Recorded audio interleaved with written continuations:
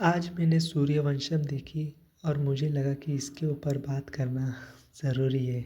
मुझे इस पिक्चर ने एक थर्ड पर्सपेक्टिव दिया। मैंने और हम सभी ने कई बार सूर्यवंशम को देखा है, सोनी मैक्स पर देखा है।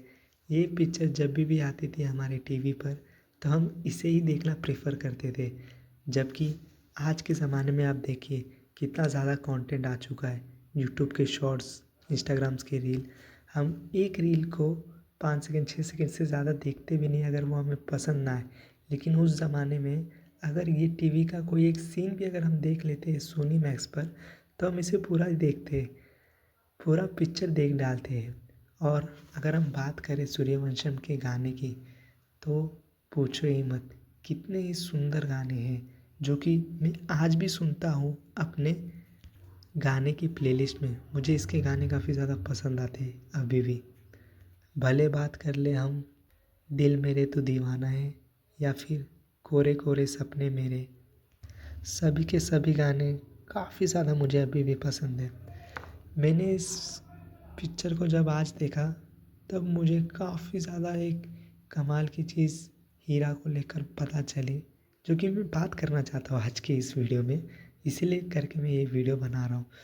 हीरा को अगर देखा जाए तो देखिए इनके साथ क्या क्या होता है जिससे ये बेइंतहा प्यार करते हैं, काफ़ी ज़्यादा प्यार करते हैं।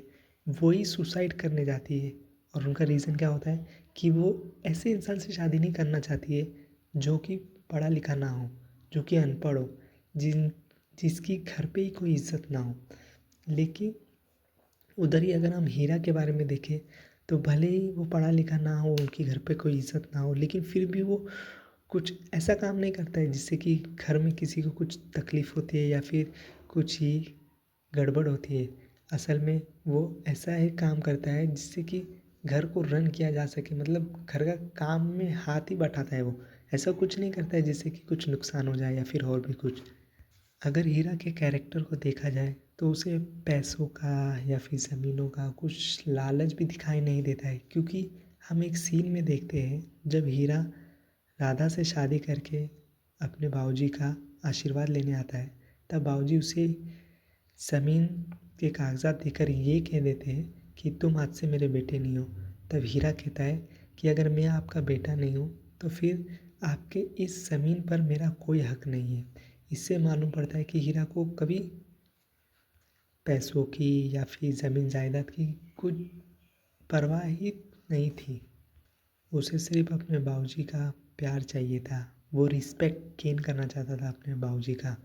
और मुझे 2 कैरेक्टर इसमें काफ़ी ज़्यादा इम्प्रेसिव लगे। एक तो राधा, जो कि जानते वक़्त भी कि हीरा उतना पढ़ा लिखा नहीं है। अगर हम राधा का बैकग्राउंड देखें तो वो शहर से आती है, टाउन से आती है। टाउन में ही उसका बॉर्न एंड ब्रॉट अप हुआ है। ऐसी लड़की को एक गाँव का एक ऐसा लड़का पसंद आता है जो कि पढ़ा लिखा नहीं, जिसके साथ वो ऐसा भी देखा जा सकता है कि जो कि पढ़ाई की फील्ड में कुछ ज़्यादा बड़ा नहीं कर सकता है, लेकिन हाँ, वो कुछ बड़ा ज़रूर कर सकता है अगर उसे सही साथ मिल जाए तो। और दूसरा धर्मेंद्र, क्या ही दोस्त पाया है हीरा ने। जब हीरा के ऊपर मुसीबत आई, जब उसके पास रहने का कोई ठिकाना नहीं था, तब धर्मेंद्र ने उसे अपना घर दिया और उसे अपनी घर गृहस्थी बढ़ाने का एक मदद की। असल में दोस्तों, इसी से मालूम पड़ता है कि कौन आपके करीबी है, कौन आपके पराये है। क्या मुसीबत में आपका दोस्त आपके साथ है? अगर ऐसा है तो फिर आपसे ज़्यादा लकीस्ट इंसान तो शायद ही मैं कोई कह सकता हूँ कि कोई हो सकता है। असल में यही सब सारी संपत्ति होती है जो कि इंसान खड़ा करता है अपनी लाइफ में। हीरा पढ़ा लिखा नहीं था। आखिर वो पढ़ा लिखा क्यों नहीं था? क्योंकि गौरी को जब स्कूल में मार खानी पड़ी तब उसका पढ़ाई से विश्वास ही उठ गया। जब उसके पहले प्यार को मार खानी पड़ी स्कूल से तो फिर उसका स्कूल से नफ़रत सा ही हो गया। लेकिन हीरा कभी भी शिकायत नहीं करता था कि मुझे ये चाहिए वो चाहिए। जो भी काम उसे दिया जाता वो उसे बखूबी निभाता था। जैसे कि हम देख सकते हैं कि जब उसकी बहन की शादी थी तब उस शादी में वो पूरा हाथ बटाता था। और जब उसके फार्म हाउस या गेस्ट हाउस में मेहमान आए थे, तब उस गेस्ट हाउस को भी क्लीन या फिर मैनेज हीरा ने ही किया था। और हम एक सीन में तो ये भी देख सकते हैं कि हीरा चाहता हूँ कि देखो, अगर कोई एक ऐसा इंसान है जो कि पढ़ा लिखा नहीं है, जिसके पास काम करने के लिए कुछ नहीं है, तो फिर मोस्ट प्रोबेबली वो बुरी आदतों में फंस सकता है, फंस जाता है कई बार, जैसे कि तंबाकू, गुटखा, शराब, नशे की हालत में, या फिर अलग प्रकार के चीज़ें करना। क्यों? क्योंकि उसके पास तो कुछ करने के लिए है ही नहीं, पूरा दिन खाली है। लेकिन हम यहीं पर दे सकते हैं हीरा को। मुझे इस कहानी की सबसे बड़ी बात, सबसे ज़्यादा कमाल की बात ये लगती है, जब हीरा अपने मेहनत से एक कंपनी खड़ा कर देता है, एक बस की कंपनी, तो फिर वो कई ज़्यादा अनएम्प्लॉयमेंट जनरेट करता है, ड्राइवर्स को हायर करके, कंडक्टर्स को हायर करके। बल्कि उससे ज़्यादा कमाल की बात तो ये लगती है, जब हीरा के पास एक सफिशिएंट अमाउंट आ जाता है, तब वो उसे लग्जरियस लाइफ में नहीं बल्कि एक हॉस्पिटल खड़ा करता है। क्यों? क्योंकि वो भानु प्रताप यानी कि उनके पिता का सपना था। ज़रा सोच के देखो, हीरा की जनरेशनल वेल्थ इतनी है, भानु प्रताप जो कि बंगले में रहता है, जिनकी आज्ञा का सब पालन करते हैं, उन्हें भी हॉस्पिटल खड़ा करने में इतने सारे साल लग गए। कुछ तो कारण होगा, लेकिन इन्हीं कारणों को ऊपर उठाया हीरा ने, इन्हीं कारणों से पार करके आगे निकला हीरा, और उसने हॉस्पिटल खड़ा किया, अपने पिता का सपना पूरा किया। और बदले में उनके पिता भी उस वक्त, जिस वक्त हॉस्पिटल का उद्घाटन हो रहा था, तब उनके पिता भी आए थे देखने के लिए। ये जो सीन है ये तो काफ़ी ज़्यादा ही मुझे खास लगा, काफ़ी ज़्यादा मुझे पसंद आया। इस पिक्चर में केवड़ा ठाकुर करके विलन भी थे, इन्होंने भी अपना रोल काफ़ी ज़्यादा बखूबी निभाया। लेकिन मुझे इनके रोल की उतनी ज़्यादा ये नहीं पड़ी। अगर इनका रोल नहीं भी होता कहानी में, तो भी कहानी एक अच्छी खासी चल जाती थी। लेकिन आपको तो पता ही है इंडियन सिनेमा किस तरीके से काम करता है, हमें मिर्च मसाला चाहिए, इसीलिए करके इनको इस विलन के रोल में लिया गया।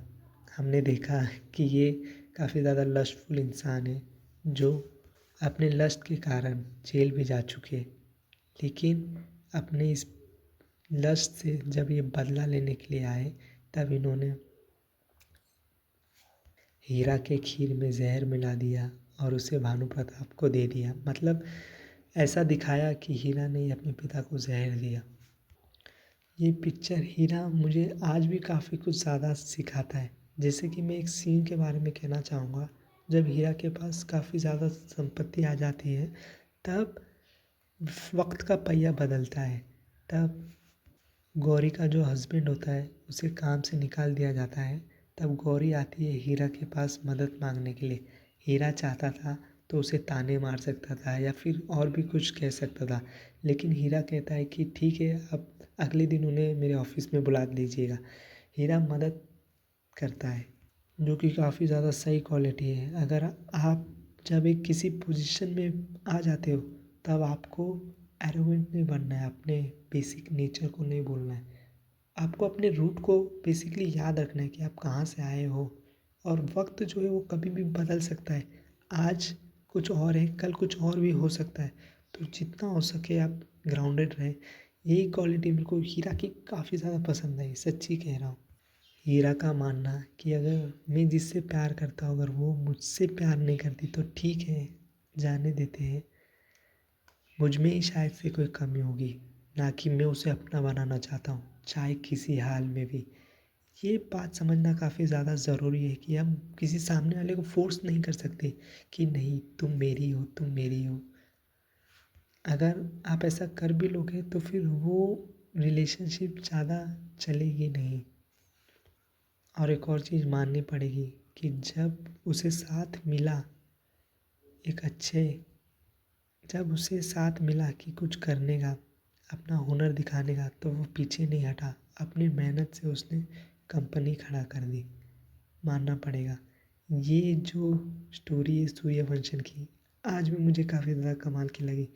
वैसे आपका क्या कहना है, मुझे कमेंट में ज़रूर बताइएगा। और और ज़रूर बताइएगा कि आप और किसी वीडियो की या फिर और किसी मूवीज़ की इसी तरीके से सुनना चाहेंगे क्या मैं वीडियो बनाऊँ या नहीं? प्लीज़ कमेंट में ज़रूर बताइएगा।